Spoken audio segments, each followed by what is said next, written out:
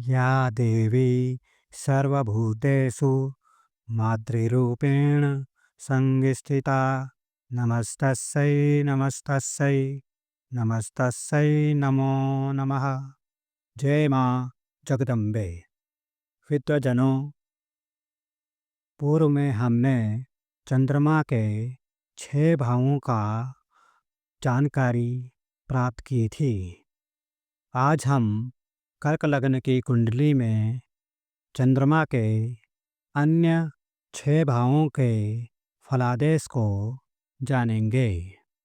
विद्वजनों, कर्क लग्न की कुंडली में चंद्रमा यदि सप्तम भाव जहाँ 10 अंक लिखा है वहाँ होता है तो ऐसा जातक अत्यंत ही सुखी होता है।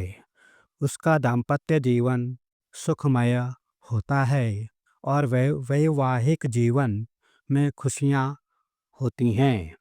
ऐसा जातक व्यापार के कार्य में भी सफल होता है, लेकिन उसे पेट संबंधी कुछ परेशानियाँ आ सकती हैं। अतः ऐसे जातक को अपने स्वास्थ्य का ध्यान रखना आवश्यक होता है। विद्वजनों, यदि चंद्रमा 8वें भाव जहाँ 11 अंक लिखा है वहाँ पर हो तो चंद्रमा के अष्टम होने पर जातक अक्सर अशांत मन का होता है। वह असमंजस की स्थिति में रहता है और प्रलाप करने वाला व्यर्थ की बातें वह अक्सर करता है। ऐसा जातक अत्यंत ही मन से अशांत होता है। अतः ऐसे जातक को मोती धारण करना चाहिए जिससे कि वह शांत रहे और साथ ही योग आदि क्रिया के द्वारा मन को शांत करे। यह उसके लिए अच्छा होता है। वह ध्यान से अपने मन को शांत करे तो बहुत ही उत्तम होगा। विद्वजनों, यदि चंद्रमा 9वां भाव जहाँ 12 अंक लिखा है वहाँ हो तो ऐसा जातक अत्यंत भाग्यवान और धनवान होता है। ऐसा जातक धर्म के कार्यों में रुचि लेने वाला होता है। ऐसा जातक लंबी तीर्थ यात्राएं करता है। साथ ही ऐसे जातक का संन्यास योग होने की भी संभावना होती है, क्योंकि यह ईश्वर का अत्यंत प्रेमी होता है। विद्वजनों, चंद्रमा यदि 10वें भाव जहाँ पर 1 अंक लिखा है वहाँ होगा तो 10म भाव का चंद्रमा जातक को सुखी बनाता है, व्यवसाय में सफलता प्रदान करता है। ऐसा जातक शिपिंग या नेवी में उच्च अधिकारी पद तक जा सकता है। विद्वजनों, यदि चंद्रमा 11वें भाव जहाँ पर 2 अंक लिखा है वहाँ होगा तो ऐसा जातक अपने ज्ञान के द्वारा धन कमाता है। ऐसा जातक शांत मन का होता है। वह ऐसा जातक अति रूपवान और गुणवान भी होता है।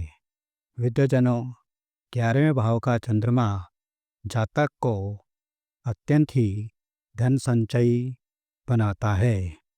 ऐसा जातक अपने कार्य से संपूर्ण प्रकार के सुख प्राप्त करता है।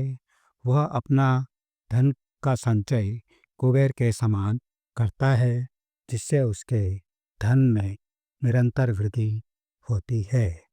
विद्वजनों, यदि चंद्रमा 12वें भाव जहाँ पर 3 अंक लिखा है वहाँ होता है तो ऐसा जातक शुभ कार्यों में अपने धन को खर्च करता है।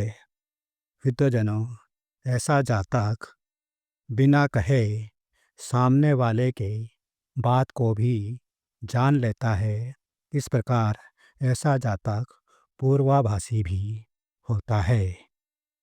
ऐसा जातक जो कि पूर्वाभासी होता है उसे कभी कभी अनिद्रा की भी शिकायत हो सकती है। अतः इस शिकायत को दूर करने के लिए कहने से तात्पर्य अनिद्रा से अपने आप को बचाने के लिए ऐसे जातक को ध्यान और योग करना चाहिए जिससे उसे अनिद्रा की शिकायत ना हो।